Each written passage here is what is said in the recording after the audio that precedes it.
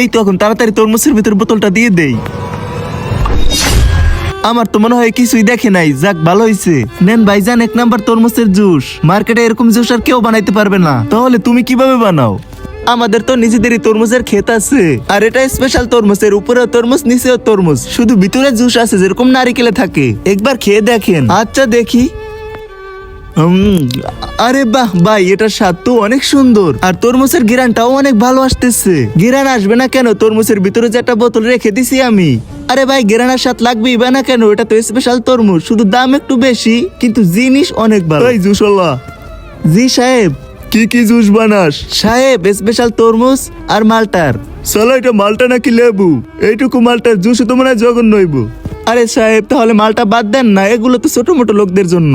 আপনার জন্য আমি স্পেশাল তরমুজের জুস বানাইতেছি। আমি বলতেছি আপনি হয়তো এরকম জুস আর কখনই খান নাই, শুধু একবার চেক তো করে দেখেন। বন্ধুরা, তোমরাও যদি আমার মতো নাচ গানের ভিডিওর থেকে ইসলামিক ভিডিও দেখতে অনেক পছন্দ করো, তাহলে ভিডিওতে একটি লাইক করে চ্যানেলটি সাবস্ক্রাইব করে দিবে। খেয়ে দেখেন সাহেব, অনেক মজার জুস।